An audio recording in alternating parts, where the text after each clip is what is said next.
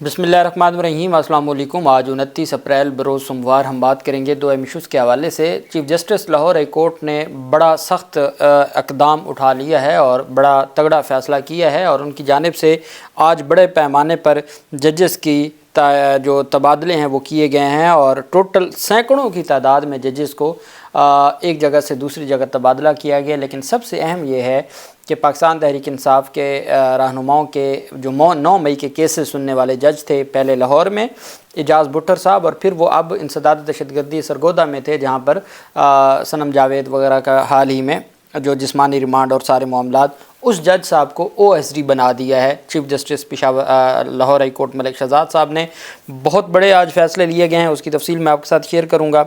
साथ हम बात करेंगे किसानों की जानिब से आज तगड़े तरीके से एहतजाज जारी है और उसके हवाले से जो पंजाब हुकूमत की उनके ऊपर एक्शन है या कार्रवाइयाँ हैं वो भी मैं आपके साथ, और गिरफ़्तारियों से मुतल्लिक भी बात करेंगे। सबसे पहले मैं आपको बताता चलूँ कि साबिक DG नैब उनके खिलाफ हत्क इज़्ज़त का जो केस था उस पर अहम समाअत हुई है। शहजाद सलीम ये लाहौर के साबिक DG नैब थे और इनके ख़िलाफ़ ये केस था और हत्क इज़्ज़त का ये केस था। 22 मई तक अदालत ने समाअत मुलतवी की है। डिस्ट्रिक्ट एंड सेशन जज इस्लामाबाद ने तैयबा गुल की जानिब से साबिक DG नैब लाहौर शहजाद सलीम के ख़िलाफ़ केस की समाअत की। केस की समाअत एडिशनल सेशन जज सुहेल शेख ने और शहजाद सलीम की जानिब से बरीयत की दरख्वास्त दायर की गई और मीडिया पर गैर अखलाकी इल्ज़ामात लगाने पर तैयबा गुल ने साबिक DG नैब शहजाद सलीम के ख़िलाफ़ हत्क इज़्ज़त का केस दायर किया था। शहजाद सलीम का ये मानना है कि ये दावा मेंटेनेबल नहीं है, ये काबिल समाअत नहीं है, इसको प्रिलिमिनरी खारिज किया जाए। बरीयत की दरख्वास्त दायर की थी। बरीयत की दरख्वास्त पर आज तैयबा गुल के जो वकील थे वो मौजूद नहीं थे, जिसकी वजह से अदालत ने समाअत को बग़ैर किसी कार्रवाई के 22 मई तक मुलतवी किया है। सिंध हाई कोर्ट में आज अहम केस की समाअत थी, लापता अफराद के हवाले से और उनके अहल खाना को जो मुआवजा देने के हवाले से थी। सिंध हाई कोर्ट ने सगे भाइयों समेत 11 लापता अफराद की बादयाबी की दरख्वास्तों पर जबरी तौर पर लापता किए गए अफराद के अहल खाना को मुआवजा अदा करने और शहरियों को बादयाब कराने के लिए तहकीकात और इक़दामात तेज़ करने का हुक्म दे दिया। हाई कोर्ट में सगे भाइयों समेत 11 लापता अफराद की बादयाबी की दरख्वास्तों पर समाअत हुई। वकला ने मौक़िफ़ अपनाया कि शहरियों को मुख्तलिफ़ इलाकों से हिरासत में लिया गया बादयाबी का हुक्म दिया जाए। अदालत ने सूबाई हुकूमत और पुलिस कारकर्दगी पर इजहार बरहमी किया। जस्टिस अरशद हुसैन खान ने रिमार्क दिया कि लापता अफराद के अहल खाना के दुख का किसी को एहसास नहीं। ज़रा सोचें, लापता अफराद के घर वालों पर एक एक लम्हा गुजारना कितना मुश्किल होगा। जस्टिस जुल्फ़िकार अली सांगी ने रिमार्क्स दिए कि शहरियों की बादयाबी और मुआवजे की अदायगी से मुतल्लिक अदालत के क्या अहकामात थे किसी अफसर को मालूम ही नहीं। पुलिस और सूबाई हुकूमत के रवैये पर अफसोस होता है। अदालत ने हुक्म दिया था कि जबरी तौर पर लापता अफराद के अहल खाना को मुआवजा दिया जाए। क्या 3 महीने से पुलिस अफसरान और सेक्रेटरीज सो रहे थे? पुलिस ने अदालत को बताया कि बंदे का पता चल गया है मगर अगली समाअत पर इसका तबादला कर दिया गया। ये सब अदालत के साथ मजाक नहीं तो क्या है? पुलिस अफसर ने बताया कि मुख्तलिफ़ इदारों को खतूत लिख चुके हैं, जवाब नहीं मिला। जस्टिस अरशद हुसैन साहब ने रिमार्क्स दिए कि हमें नहीं मालूम कब और कैसे होगा।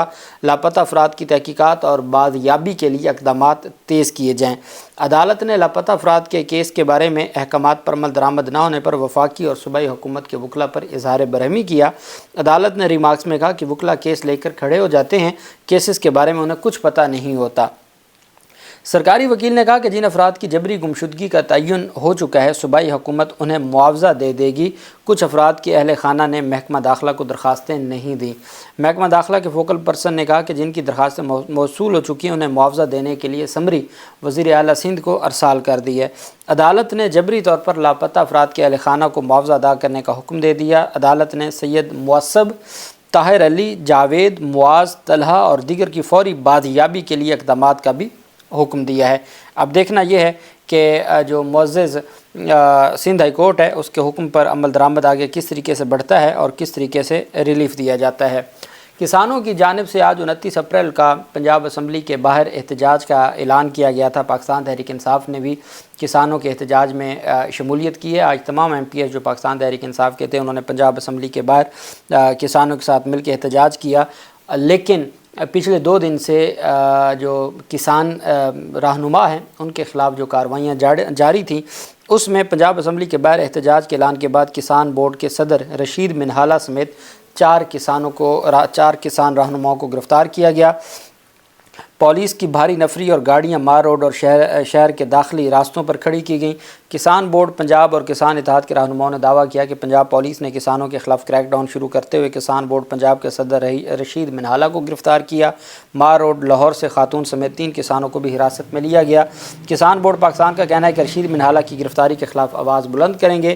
حکومت پنجاب کسانوں کے ساتھ فسطائیت پر اتر آئی ہے۔ ابھی میں ایک پرانا گروپ ہے کسانوں سے متعلق، اور اس میں دیکھ رہا تھا کہ کسانوں کے اس گروپ میں پوسٹ شیئر کی ہوئی تھی اور لگائی ہوئی تھی، اور اپنا ایک انہوں نے موقف دیا ہوا تھا کہ مریم نواز کی حکومت سے بہتر تو عثمان بزدار کی حکومت تھی۔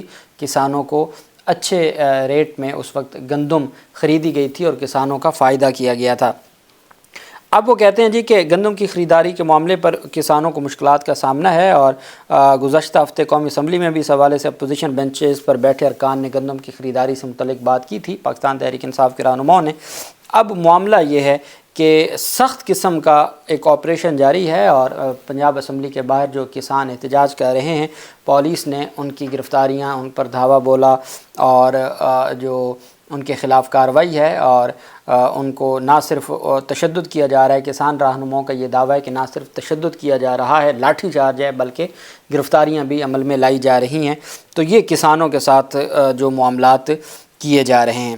دوسری جانب chief justice Lahore high court Malik Shehzad Ahmad Khan صاحب نے پنجاب کی عدلیہ میں بڑے پیمانے پر تبادلے کیے ہیں، اور 191 ایڈیشنل سیشن ججز کا تبادلہ کیا ہے۔ 191 پورے پنجاب میں 191 ایڈیشنل اینڈ سیشن ججز کا تبادلہ کیا ہے، 4 سینئر سول ججز کا تبادلہ کیا ہے، اور 171 سول ججز کے تبادلوں کے احکامات جاری کیے ہیں۔ Chief justice Lahore high court کی منظوری کے بعد رجسٹرار عبدالرشید عابد نے نوٹیفیکیشن جاری کیا۔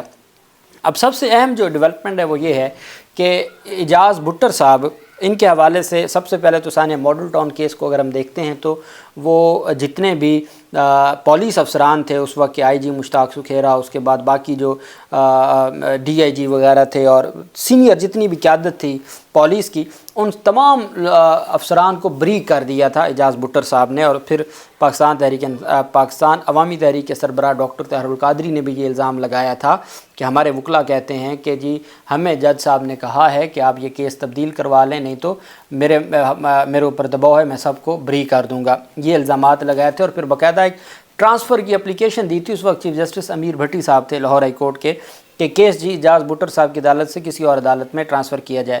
اب پھر وہ 9 مئی کے کیسز کو لاہور میں انہوں نے جو جسمانی ریمانڈ چلتا رہا اور وہ ساری چیزیں، ایک مقدمے کے بعد دوسرا پھر تیسرا، پھر ان کو تبدیل کر دیا گیا تھا، ان کا ٹرانسفر ہوا تھا سرگودا میں۔ سرگودا میں ابھی حال ہی میں ان کے پاس جو 9 مئی کے تو پہلے کیسز تھے، چونکہ میاں والی کے 3 مقدمے تھے اور دہشت گردی عدالت ان کو سرگودا لگتی ہے، تو ان تمام مقدمات میں بھی، اور صنم جاوید اور علی حمزہ کے حوالے سے جب ان کو پولیس گرفتار کر کے لے گئی تو پہلے 15 دن کا جسمانی ریمانڈ دیا، پھر ایک مقدمے سے ڈسچارج کر دیا، پھر دوسرے مقدمے میں انہوں نے گرفتاری ڈالی تو اس میں پہلے 7 دن کا ریمانڈ دیا، پھر اب دوبارہ 7 دن کا جسمانی ریمانڈ دیا۔ تو ابھی چونکہ کیسز ابھی ان کی ضمانت کی درخواست وہاں آنی ہے اور مزید مقدمات سے متعلق بھی چیزیں آنی ہیں، اور پھر وہاں پر پاکستان تحریک انصاف کے کافی بڑی تعداد میں کارکنان ہیں جن کے خلاف مقدمات ہیں۔ بہرحال تو اعجاز بٹر صاحب انسداد دہشت گردی عدالت کے جج تھے سرگودا کے۔ آج 29 اپریل 2024 کو یہ چودھری عبدالرشید عابد جو رجسٹرار ہیں ان کی جانب سے یہ نوٹیفیکیشن جاری کیا گیا ہے۔ The honourable chief justice and ججز are please to post mister Ijaz Ahmad Buttar جو اینٹی ٹیررزم جج ہیں anti terrorism court Sargodha on as officer on special duty. O S D کس کو کہتے ہیں؟ Officer on special duty.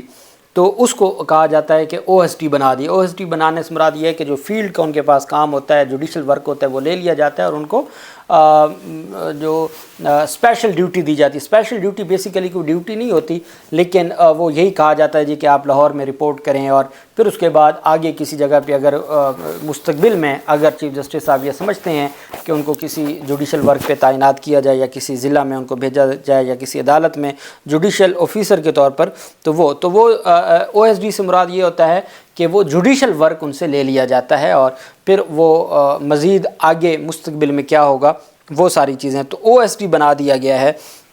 اور ایٹ سیشنز کورٹ لاہور، اور ان کو کہا گیا ہے جی کہ اسپیشل ڈیوٹی کے لیے ان کو سیشنز کورٹ لاہور یعنی لاہور رپورٹ کرنے کا کہا گیا ہے، against newly created post in the public interest, کہ عوامی مفاد میں ان کو او ایس ڈی بنا دیا گیا ہے اور لاہور رپورٹ کرنے کا حکم دیا گیا ہے، اور ان کو انسداد دہشت گردی عدالت سے ان کا ٹرانسفر کیا گیا ہے۔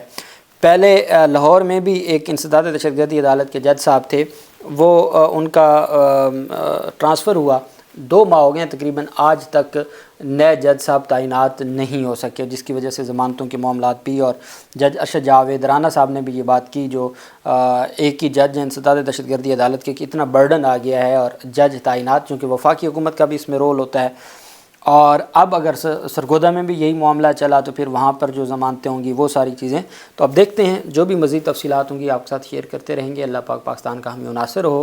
بہت شکریہ۔ اللہ حافظ۔ پاکستان زندہ باد۔